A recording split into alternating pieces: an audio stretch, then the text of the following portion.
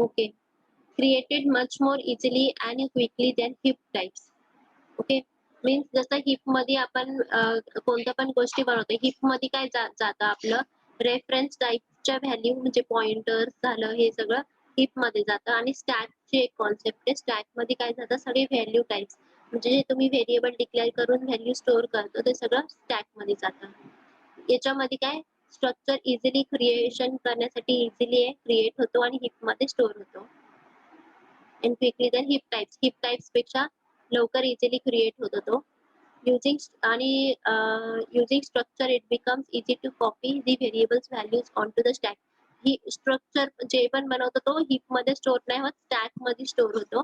आणि हीपमध्ये जे आपण पॉइंटर्स वगैरे रेफरन्स टाइपचं जे स्टोअर करतो त्याच्यापेक्षा इझिली बनवलं जातं. कॉपी पण इझी होते व्हेरिएबलची व्हॅल्यू स्टॅकमध्ये. आणि हे बघा 4th पॉइंट मध्ये लिहिलं स्ट्रक्चर एक आहे व्हॅल्यू टाइप आहे, व्हेरेज अ क्लास काय रेफरन्स टाइप नाही. क्लास कोणत्या टाइपचा आहे? क्लास हा हीप मध्ये स्टोअर होतो. स्ट्रक्चर हे स्टॅक मध्ये होतो. स्ट्रक्चर व्हॅल्यू टाइप आणि क्लास रेफरन्स टाइप आहे. Structures can have defined constructors पण असू शकतं बट नॉट डिस्ट्रक्टर. डिस्ट्रक्टरची कन्सेप्ट स्ट्रक्चर सपोर्ट नाही करत. However, you cannot define a default constructor for a structure. The default constructor is automatically defined and cannot be changed. आपण structure साठी default constructor बनवू नाही शकत.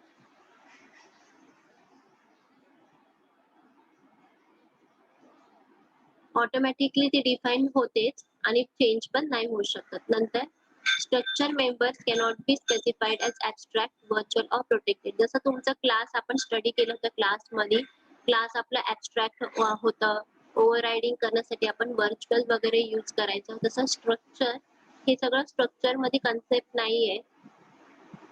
स्ट्रक्चर आपण ॲब्स्ट्रॅक्ट स्ट्रक्चर नाही बनवू शकत. जसं आपण क्लास ॲब्स्ट्रॅक्ट बनवत होतो तसं स्ट्रक्चर आपलं ॲब्स्ट्रॅक्ट नाही बनणार. If the new operator is not used, the fields will remain unassigned and the object cannot be used until all the fields are initialized. म्हणजे इथे पण ऑब्जेक्ट बनवण्यासाठी न्यू ऑपरेटर यूज होतं. जोपर्यंत तुम्ही न्यू नाही यूज करत आहात तुम्ही कोणत्या पण व्हेरिएबलला व्हॅल्यू असाइन नाही करू शकत. आणि मग व्हॅल्यू असाइन नसेल तर त्याची ऑब्जेक्ट पण यूज नाही करू शकणार. आता डिफरन्स बघायचा आपल्याला स्ट्रक्चर आणि क्लास मध्ये काय काय डिफरन्स आहे. फर्स्ट आपण कॅटेगरी घेतोय डेटा टाइपची. ओके. जर तुम्ही डेटा टाइप स्ट्रक्चर मध्ये बनवता तर ते आहे तुमची व्हॅल्यू टाइप आणि क्लास मध्ये काय ते रेफरन्स टाइप. असाइनमेंट ऑपरेशन मध्ये काय होतं कॉपी होती. स्ट्रक्चर असाइनमेंट कशी होती व्हॅल्यू तर स्ट्रक्चर मध्ये कॉपी व्हॅल्यू कॉपी होती. क्लास मध्ये काय होतं रेफरन्स कॉपी होतो दुसऱ्या व्हेरिएबलचा. पॅरामीटरलेस कन्स्ट्रक्टर स्ट्रक्चर मध्ये ते अलाउड नाहीये आणि क्लास मध्ये विदाउट पॅरामीटरचे कन्स्ट्रक्टर तुम्ही बनवू शकता. हे इम्पॉर्टंट आहे इंटरव्ह्यूला विचारतील डिफरन्स. इनहेरिटन्सची कन्सेप्ट स्ट्रक्चर मध्ये सपोर्ट नाही करत आणि क्लास मध्ये सपोर्ट करते. समरी आहे structure is user defined data type. It is used to take the collection of multiple types. It is created by using the struct keyword. Struct keyword use करून ते बनवतो. It cannot be inherited. Inheritance त्याला support नाही करत. Thank you. आता आपण काय करायचं स्ट्रक्चरचा आपण कन्सेप्ट बघितली आहे. आता आपण बघू प्रोग्राम त्याचा एखाद प्रोग्राम करून बघू. मी विज्युअल स्टुडिओ ऑन करते.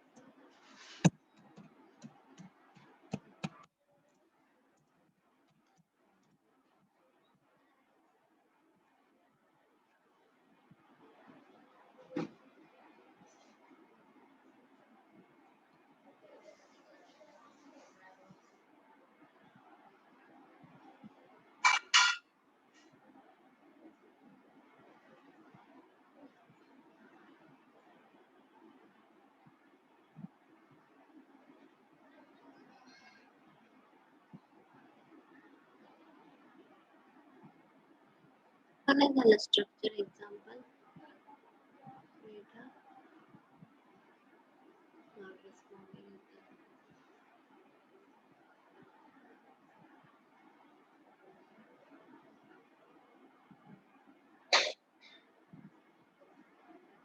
आला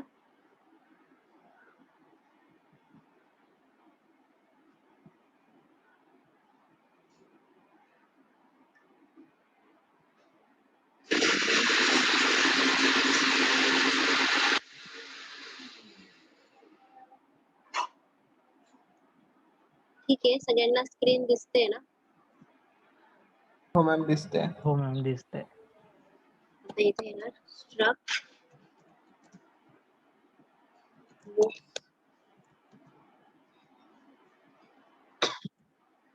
आता इकडे मी बनवून घेणार variables public string title public string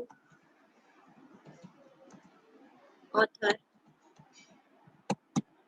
public string name public int book id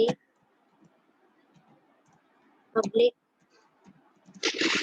decimal price त्याच्यामध्ये डेसिमल घेतो आपण ओके हे वेगवेगळ्या डेटा टाइप्सचं मी स्टोअर केलंय आता मग इथे काय करेल मी मेन मेथड मध्ये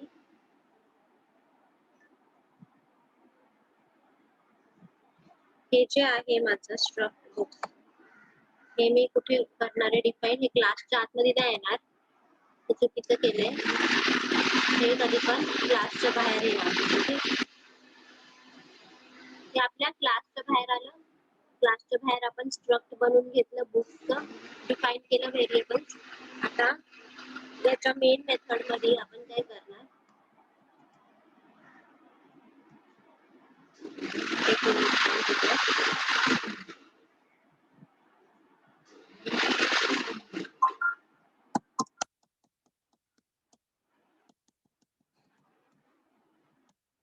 ठीक आहे याच्या मेन मेथड मध्ये मी करणार याचा ऑब्जेक्ट बनवेल किती पण म्हणजे किती पण टाइप्स आपण बनवू शकतो बुक्सचं मी बुक 1 टाइप बनवला ओके बुक्सचं मी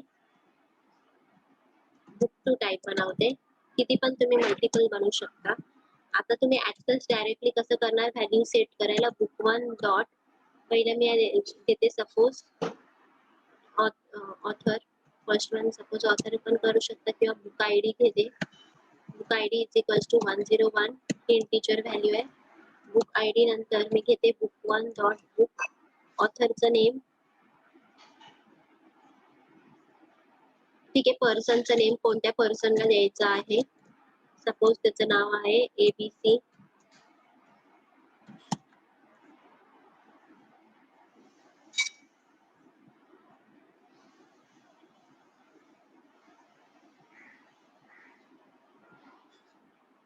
नेक्स्ट घेते ऑथर आहे बालागुरु स्वामी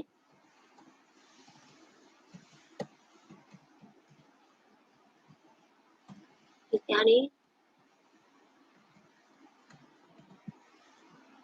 प्राइस आहे जैसे मला तर 50.0 आपण असं घ्यायचं झाले किती फील्ड्स होते 1 2 3 4 5 3 4 5 फील्ड आहेत याच्यात तरी झाले 3 4 ह्याच्यात एरर येते Original of type double cannot be implicitly convert type to decimal. Use m suffix. Literal of this type.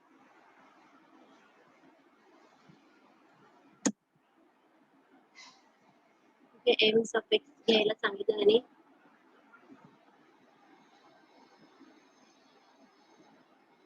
Decimal आहे म्हणून आपण डेसिमल मध्ये व्हॅल्यू घेतली पण डेसिमल नंबर असं m घ्यायचं बघू आपण काय एरर आलं तर करू नंतर टायटल आपल्याला वाक्य आहे book 1 dot title title is equals to suppose it is C आता सिमिलरली आपण काय करणार बुक 2 चं करणार ते मी डायरेक्ट कॉपी पेस्ट करते. Copy paste. इथे काय ते होतं बुक 1 च्या जागी येणार फक्त आपलं बुक 2.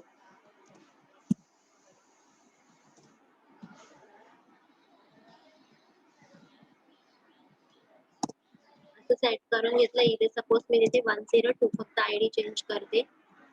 आता मी काय करणार प्रिंट करायचंय मला. हे जे व्हॅल्यू सेट केले ते युजरला दाखवण्यासाठी मला प्रिंट करायचे. तर मग मी कसं करेन console.writeline मध्ये console.writeline book 1 id colon suppose हे फर्स्ट हे प्रिंट मला पाहिजे फर्स्ट याचा किती आहे आणि कॉमा करून मी लिहू शकते book 1 dot id आणि इथं सेमिकोलन. ओके. तर लेट्स सी जर मी प्लस केलं तर बघूया काय ते प्लस केलं तरी पण चालेल. एरर नाही येते. एरर आलं तर आपण सपोज हे कॉपी कर हे पेस्ट बुक 1 डॉट id च्या बदले आता काय येणार माझं नाव नेम id बुक 1 चं येणार नेम. ओके. पेस्ट नेमच्या नंतर आहे माझं ऑथर. आता इथे येणार नॉट ऑथर. आता येणार इथे प्राइस.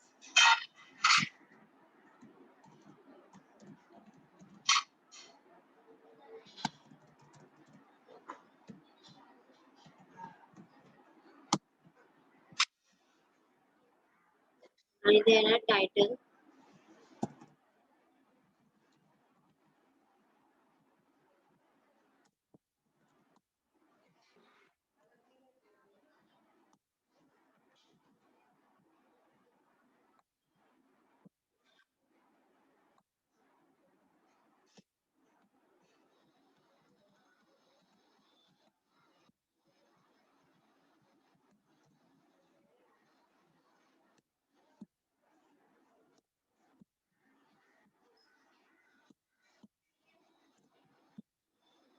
आणि इथे येणार book 2 book 2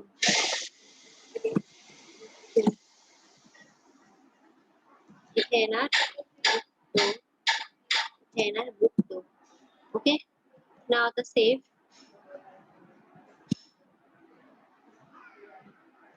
console dot readline. आता आपण बिल्ड करू सोल्युशनला.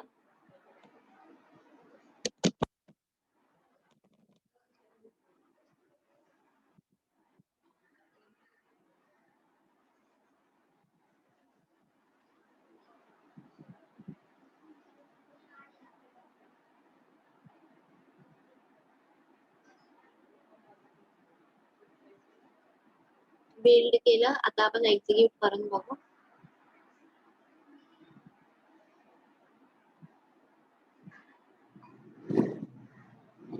आलं.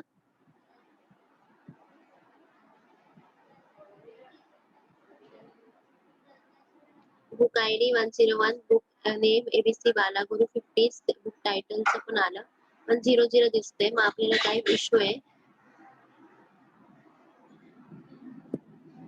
इथे जाऊन सपोज मी असं करते कॉमा कॉमा टाकून बघते.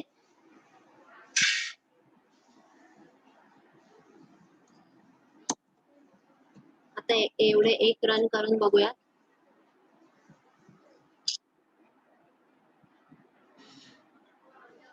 ठीक आहे. कॉमा टाकल्यावरती बरोबर येते. जेव्हा तुम्ही असं कर्ली ब्रॅकेट मध्ये काय लिहिता फॉर्मॅटिंग साठी कॉमा टाकायचा इथे कॉमा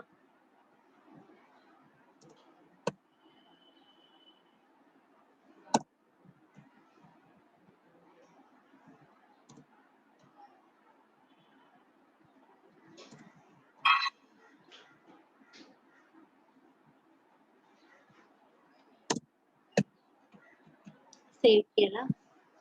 रन.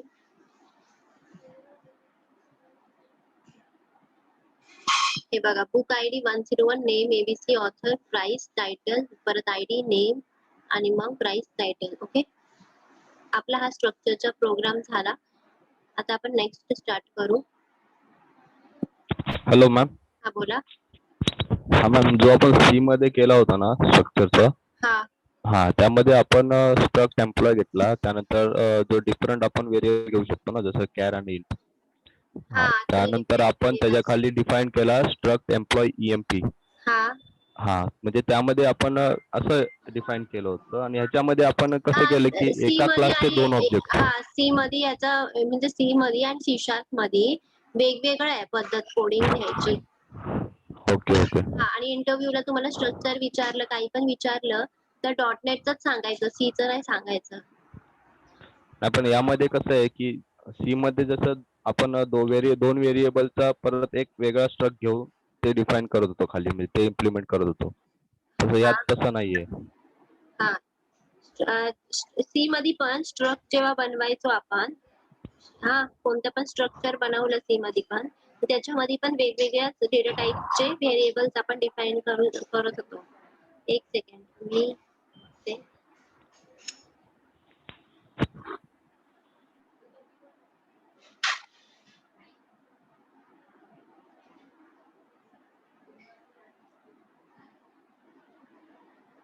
सी मध्ये पण सेमच डिफाईन केलं होतं. स्ट्रक्ट एम्प्लॉई सपोज बनवलं, ID, character name, float, salary असं डिफाईन केलं ना, मग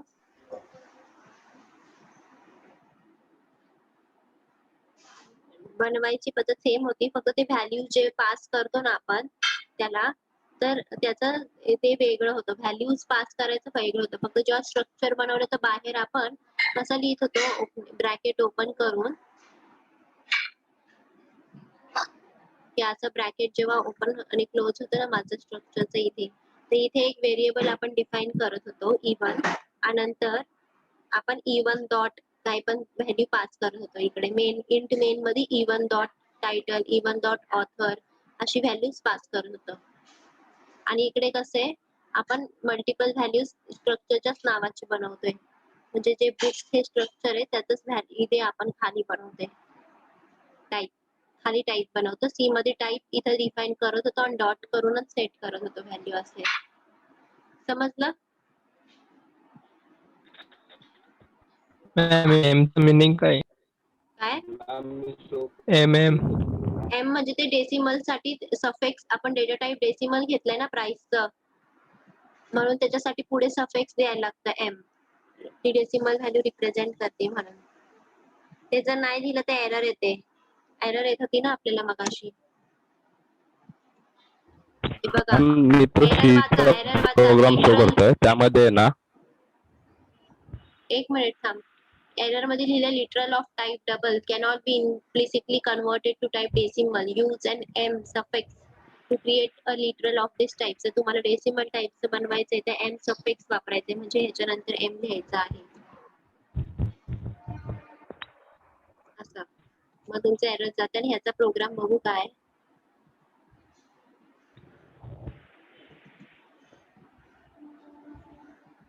का नाही दिसत ह्याचं? एक मिनिट हा, मी स्क्रीनचं हा आता दिसतोय.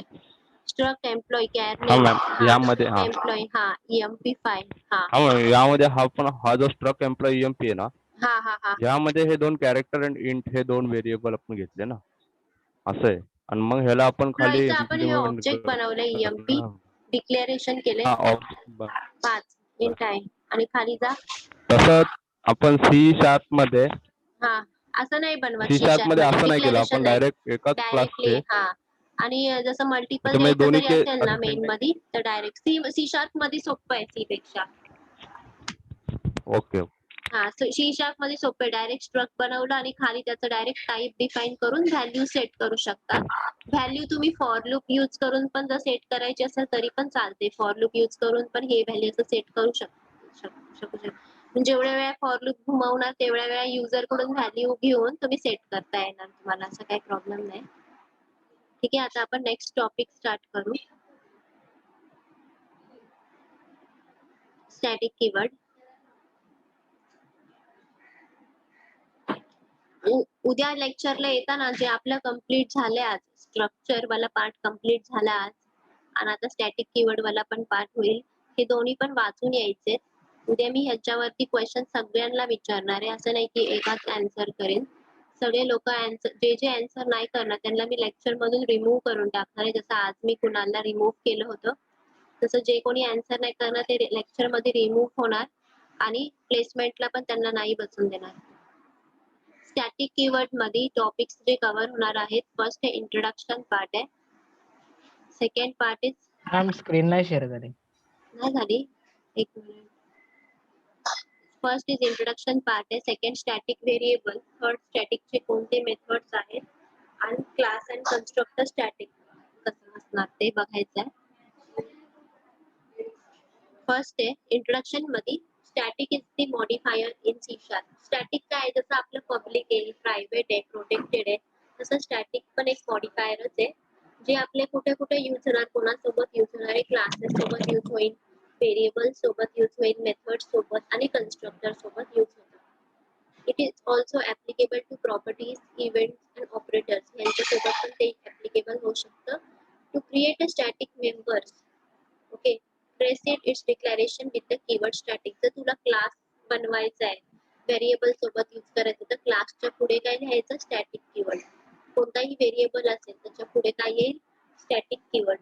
मेथड आणि कन्स्ट्रक्टरला पण असंच.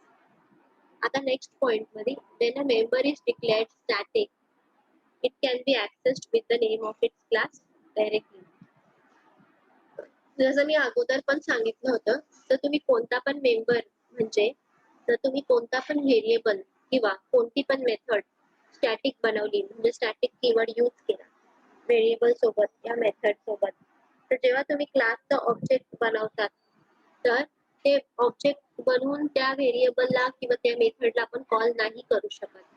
एवढं लक्षात ठेवा, क्लासचं ऑब्जेक्ट बनवलंय त्या ऑब्जेक्टने आपण नेहमीसारखं मेथड आणि व्हेरिएबलला कॉल नाही करणार. आपण बिना ऑब्जेक्टच क्लासच्या नावाने डायरेक्टली कॉल करणार, डायरेक्ट क्लासचं नाव यूज करणार instead of object. A static variable is declared with the help of static keyword. When a variable is declared as static, then a single copy of the variable is created and shared among all the objects at the class level. जेव्हा तुम्ही कोणतेही variable static बनवता तर त्याची एक memory मध्ये internally copy create होती, single copy, आणि तो सगळ्या ऑब्जेक्ट्स बरोबर शेअर करतो क्लासच्या. Static variables are accessed with the name of the class. जसं मी आता सांगितलं ते ऑब्जेक्टली नाही, आपण डायरेक्ट क्लासच्या नावानेच ते यूज करू शकतो. Okay, they do not require any object for access. You want to create a class member that will be used independently of any object of the class. It is also called as class variables. म्हणजे तुम्ही object न बनवता direct क्लासच्या नावाने त्याला access करतात व्हेरिएबल्सला, म्हणजे ते इंडिपेंडेंट आहे, त्याला ऑब्जेक्टची गरज नाही राहत स्टॅटिक व्हेरिएबलला. म्हणजे static variables are not associated with an object. Static constants are often declared as public. जेव्हा पण तुम्ही कोणतंही व्हेरिएबल मेथड काय पण स्टॅटिक करता तर ते पब्लिक डिफाइन करायचंय तुम्हाला. To define a static variable, include the keyword static in its definition. Okay, कोणतंही व्हेरिएबल स्टॅटिक बनवायचे, मेथड बनवायचे स्टॅटिक, तर असं तुम्हाला एक्झाम्पल असं दिलंय, पब्लिक पहिला ऍक्सेस स्पेसिफायर पब्लिक यूज करायचं, मग स्टॅटिक, मग इंट आणि हे व्हेरिएबलचं नाव काउंट ऑटो 0. आता हे कॉल कसं होणार मेन मेथड मध्ये, डायरेक्ट क्लासच्या नावाने, क्लासचं ऑब्जेक्ट नाही बनवणार. आता कसं वर्क होतं हे बघूया. पहिला तुमचा क्लास लोड होतो, मग स्टॅटिक व्हेरिएबल्स अवेलेबल होतात, कन्स्ट्रक्टर कॉल्ड आणि त्याचा एक इन्स्टन्स क्लासचा बनतं, आणि नॉन स्टॅटिक व्हेरिएबल जे असतील ते अवेलेबल होतात. ओके, मग आता स्टॅटिक मेथड आपण बघणार आहे काय. Static method is declared with the help of the static कीवर्डने ते डिक्लेअर होते. The static methods are accessed with the names of the class. Directly name of the class ने access होती. A static method can access static आणि non-static field. Static fields are directly accessed by static method without the class name. whereas the non-static will stick by the object. पण काय static जी method असेल ती directly access होऊ शकते, पण जी non static जी method आहे म्हणजे नॉन स्टॅटिक मेथड म्हणजे काय, स्टॅटिक कीवर्ड नाही यूज केलं मेथड बनवताना, आणि स्टॅटिक मेथड म्हणजे काय, आपण स्टॅटिक हा शब्द वापरतो मेथडच्या क्रिएशनला. तर जी बिना स्टॅटिक वाली आहे ती डायरेक्ट क्लासचा ऑब्जेक्ट करून आपण यूज करू शकतो, आणि जी स्टॅटिक वाली आहे त्याला क्लासच्या ऑब्जेक्टची गरज नाही. Static methods cannot access the instance variables, म्हणजे जे क्लासचं ऑब्जेक्ट बनवून आपण ते व्हेरिएबल्स कॉल केले, व्हॅल्यू ऍक्सेस केले, ते स्टॅटिक वाले मेथड ते ऍक्सेस नाही करू शकणार. Static methods are associated with the class, not with any object. Static method आहे त्याचं लिंकिंग डायरेक्टली रिलेशन डायरेक्टली क्लासचीच असणार, त्याचं ऑब्जेक्टचं काहीच लेणं देणं नाहीये. Static methods can be called before any object is instantiated, so it is possible that there will be no instance variables to access. म्हणजे काय, आता सपोज आपण एक प्रोग्राम करतोय, त्याच्यात काही व्हेरिएबल स्टॅटिक बनवलेत, काही मेथड स्टॅटिक बनवलेत, काही मेथड्स नॉन स्टॅटिक बनवलेत. तर पहिलं मेन मेथड मध्ये कॉल करताना जे जे तुम्ही स्टॅटिक बनवलेत ते कॉल करून घ्यायचंय, आणि नंतरच ऑब्जेक्ट बनवून क्लासचा नॉन स्टॅटिक मध्ये मेथड्स आणि मेंबर्स कॉल करायचे. तर इकडे आता काय दिले, रूल्स दिले आहेत स्टॅटिक आणि नॉन स्टॅटिक मेथड साठी रूल्स असाइन केले. First, access instance variables. Instance व्हेरिएबल्सला ऍक्सेस करू शकतो, म्हणजे ऑब्जेक्टच्या रिलेटेड व्हेरिएबल्स तर स्टॅटिक मेथड नाही आणि नॉन स्टॅटिकला yes. Access static class variables तर स्टॅटिक मेथड यूज करू शकतो, नॉन स्टॅटिक पण यूज करू शकतो. Third, call static class method. Static क्लासच्या मेथडला कोण कॉल करू शकतो, तर स्टॅटिक मेथडच आणि नॉन स्टॅटिक पण. आणि कॉल नॉन स्टॅटिक इन्स्टन्स मेथडला कोण करू शकतो, स्टॅटिक मेथड नाही कॉल करू शकत आणि नॉन स्टॅटिक मेथड कॉल करू शकतो. यूज ऑब्जेक्ट रेफरन्स दिस हा कीवर्ड जे आपण मागच्या वेळेस पण यूज केला होता, मागच्याच लेक्चरला काल का 2 दिवस आधी यूज केला होता दिस कीवर्ड. आठवते ना, उप्सच्या कन्सेप्ट मध्ये दिस आपण वापरलेला आहे. ते स्टॅटिक मेथड यूज नाही करू शकत आणि नॉन स्टॅटिक करू शकतो. आता आपण बघायचं static class.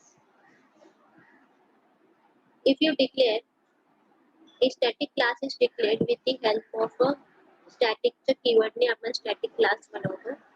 Static class can only contain the static मेंबरच असू शकतात. जेव्हा तुम्ही पूर्ण क्लासला स्टॅटिक करता त्याच्यामध्ये फक्त स्टॅटिक मेंबरच असू शकतात, म्हणजे स्टॅटिकचे व्हेरिएबल, स्टॅटिकचे मेथड सगळं काय स्टॅटिकच असणार.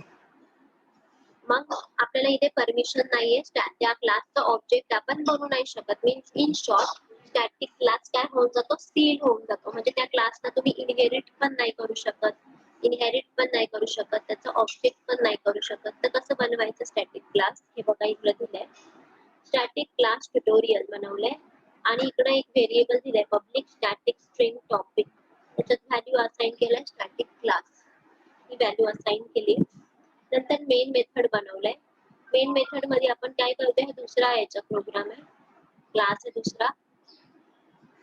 प्रोग्राम नावाचा क्लास इथे आपण डायरेक्टली प्रिंट करतोय टॉपिक नेम इज. इथे आपण कुठे ऑब्जेक्टच नाही बनवले, डायरेक्ट प्रिंट करतोय टॉपिक नेम इज 0, ट्युटोरियल, म्हणजे हे ट्युटोरियल काय, ह्या क्लासचं नाव आहे, डायरेक्ट क्लासच्या नावाने ते स्टॅटिक व्हेरिएबलला आपण ऍक्सेस केलंय, म्हणजे ते प्रिंट होईल आता व्हॅल्यू. Advantage काय आहे याचं, if you declare any non-static member in generates a compile time error so that it is guaranteed that the class contains only static member. There is no chance of declaring a non-static member accidentally. म्हणजे चुकून पण आपण static class मध्ये जर non static म्हणजे simple वाले बिना static keyword use करता व्हेरिएबल्स बनवले तर कंपायलर ऍक्सेप्ट नाही करणार, तो लगेच एरर देईल.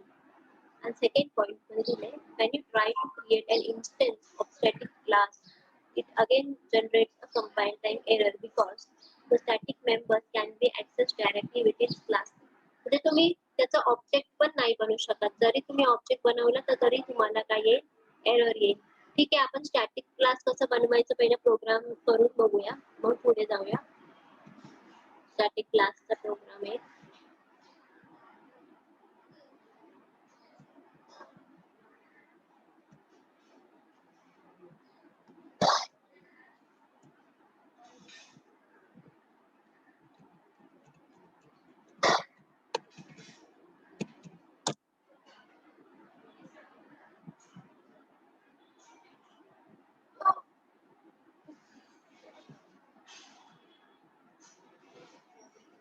ठीक आहे. आता आपण इकडे बनवणार आहे स्टॅटिक क्लास एक्झाम्पल. सपोज मी देते स्टॅटिक क्लास एम्प्लॉय. ओके, हे माझा क्लास स्टॅटिक आहे. आता इकडे सगळं मी स्टॅटिक मेंबर यूज करणार. Public static in ID, public static string name. Okay, हे दोन मी व्हेरिएबल्स बनवले. आता ह्याला व्हॅल्यूज मला असाइन करायचे असतील. ओके, तर कसं, लेट्स सी, आपण युजर कडून मागून बघू होतंय का. Console dot write line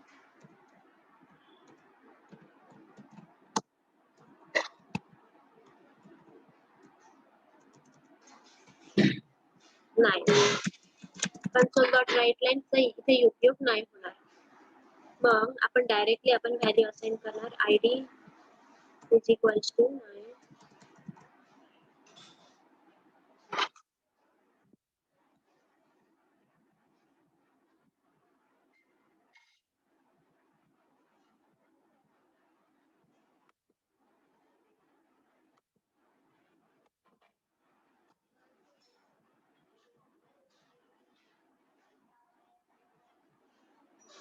static in static directly आपण इथे आयडी आपल्याला द्यावा लागेल 101 आणि is equals to suppose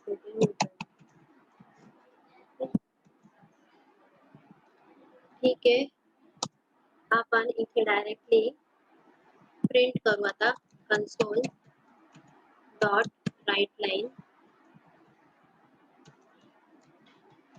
ID is percent ID.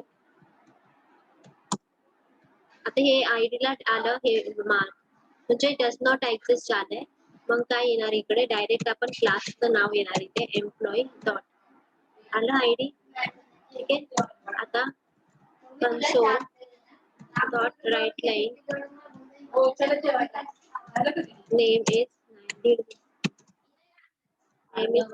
Employee dot name semicolon आणि देणार कन्सोल डॉट रीड लाईन.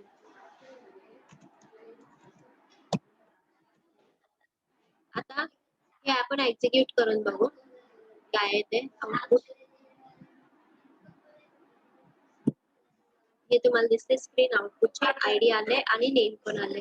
पण जर मी सपोज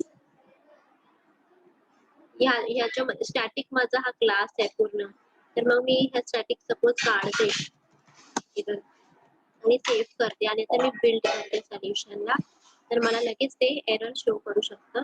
हे बघा, employee ID cannot declare instance member in a static class an object reference non static field method employee id. ठीक आहे, direct ते error show करेल तुम्हाला. इकडे स्टॅटिक असेल तर तुम्हाला क्लास स्टॅटिक असेल तर स्टॅटिकच बनवायला लागेल. हे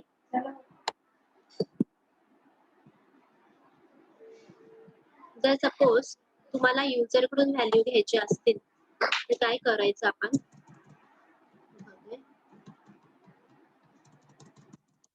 क्लासला व्हॅल्यू घ्यायची असतील तर असं एकदा ट्राय करून बघू.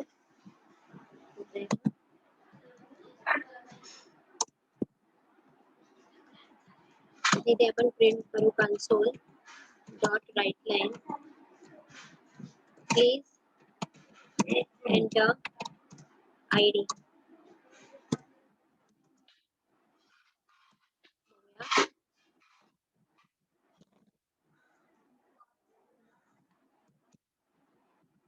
Suppose employee dot id is equals to console dot read line. आता इथे काय एरर आले, cannot implicitly type string to int. मग काय येणार इथं, convert dot to int 32.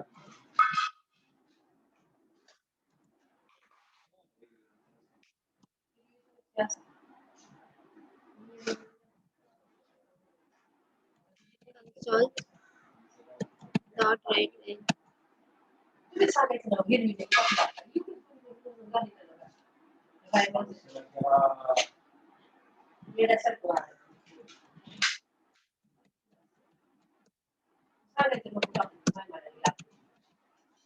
Please enter name.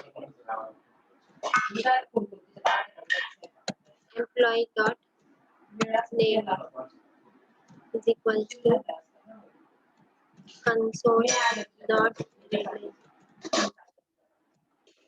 आता हे आपण व्हॅल्यू एक्सेप्ट केली युजर कडून. आता तुम्हाला प्रिंट करायची असेल तर कसं प्रिंट करायचं, डायरेक्टली आपण हे कन्सोल डॉट राईट लाईन हे जे आपले 2 लाईन आहेत ते आपण कंट्रोल एक्स करणार इथून आणि इथे पेस्ट करणार आणि ह्याला अनकमेंट करायचं.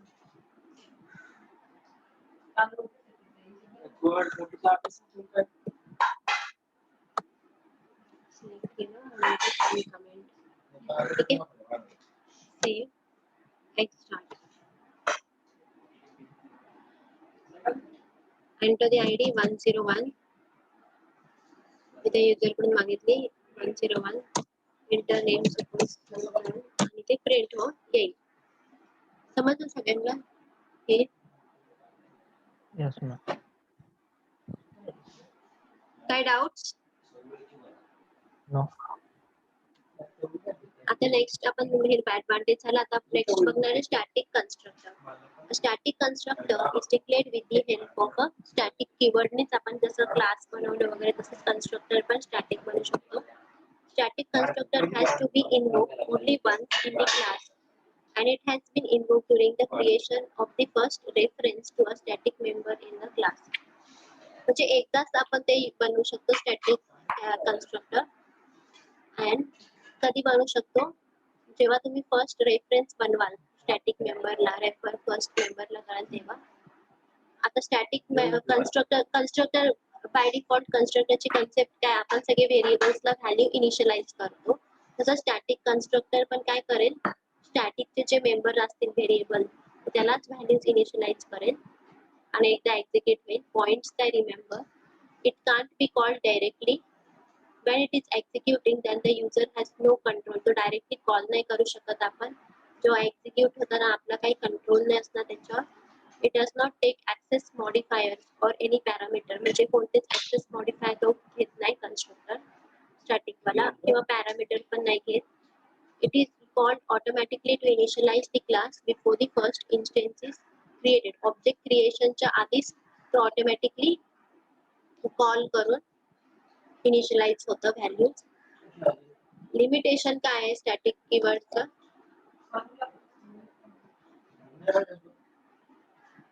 Static keyword cannot be used by indexers, finalizer or types other than classes.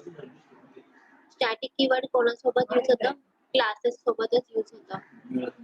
Indexer आणि फायनलायझर सोबत नाही. Static member is not referenced through an instance. म्हणजे ऑब्जेक्ट यूज करून आपण ते स्टॅटिक मेंबरला स्टॅटिक मेंबर म्हणजे आपण ऑब्जेक्ट क्लासचा नाही बनवू शकत.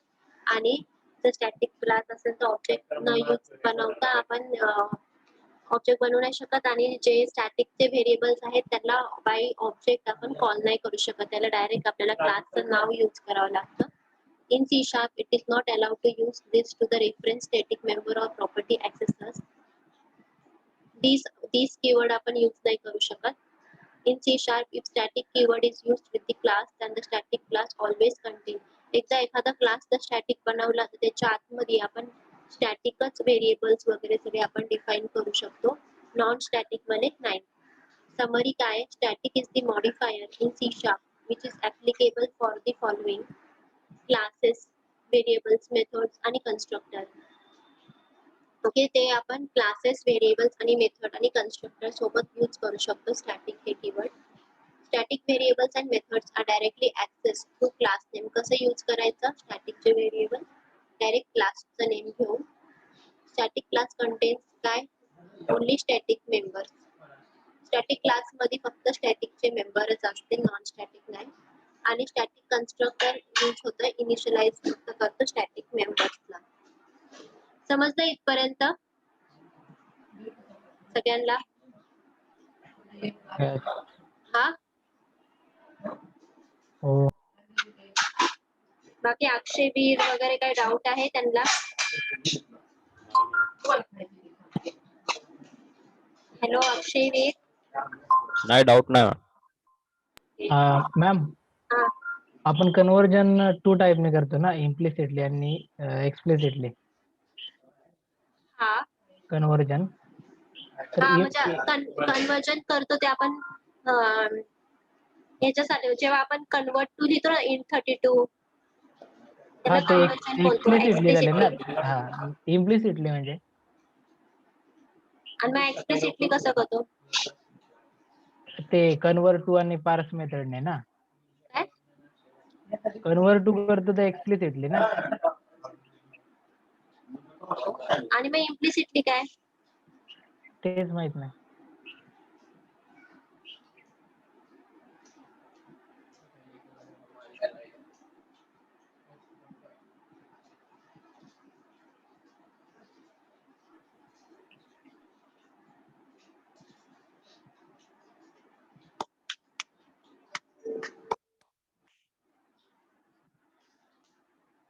हे बघ, दोन टाईपचे कन्वर्जन आहे जे आपण इम्प्लिसिटली आणि एक्सप्लिसिटली कन्वर्ट टू करतो ना.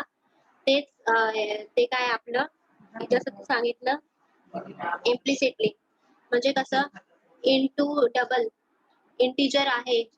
सपोज आता कसं तुला एरर येतं की स्ट्रिंग आहे मग ते इंटिजर मध्ये कन्वर्ट नाही होत, मग तू कन्वर्ट टू इन 32 लिहितो.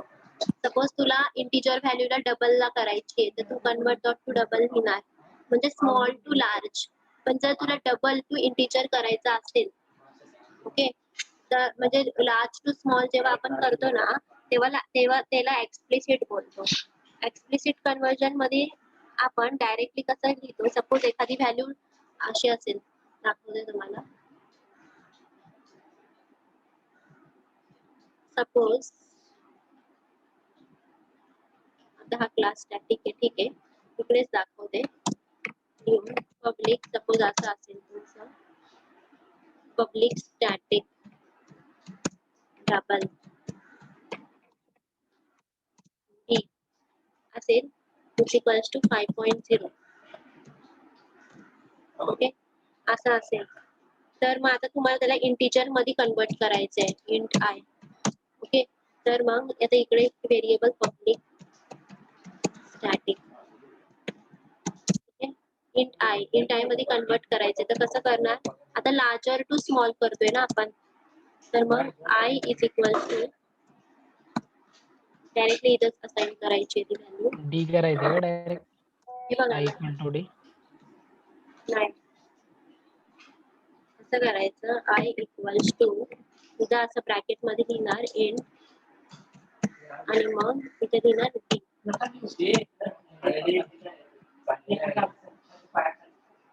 ठीक आहे, हे आपण असं करणार. आता हे मी स्टॅटिक मध्ये दाखवले पण हे नॉर्मल जेव्हा व्हेरिएबल्स बनवतो ना तर त्याच्यामध्ये जसं आपण करतो.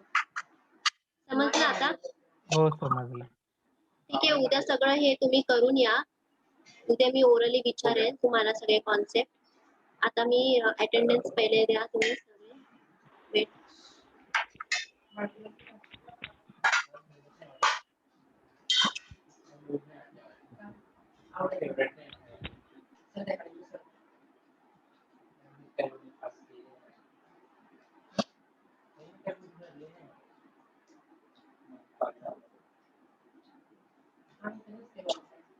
अच्छा, एक एक जण तुमचं नाव सांगा आणि प्रेझेंट नंतर एक मिनिट बोला. विवेक प्रेझेंट.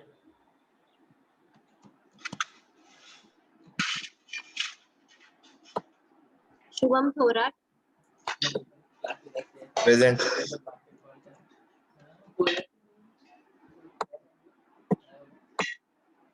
कुणाल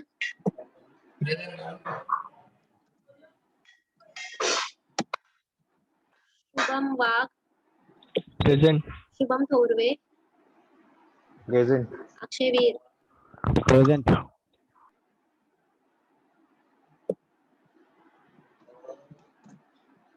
ठीक आहे.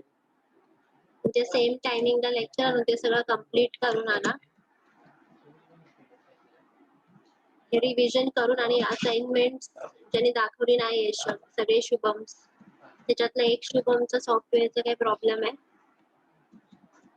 ते मी बघेन फ्रायडेला सॅटर्डे पर्यंत सगळ्यांचा परत मी सॅटर्डेला तर लेक्चर नसेल संडे किंवा मंडे जेव्हा प्रॅक्टिकल लेक्चर असेल तेव्हा सगळं बघेन मी ओके तुम्ही आता एंड करू शकता सेशन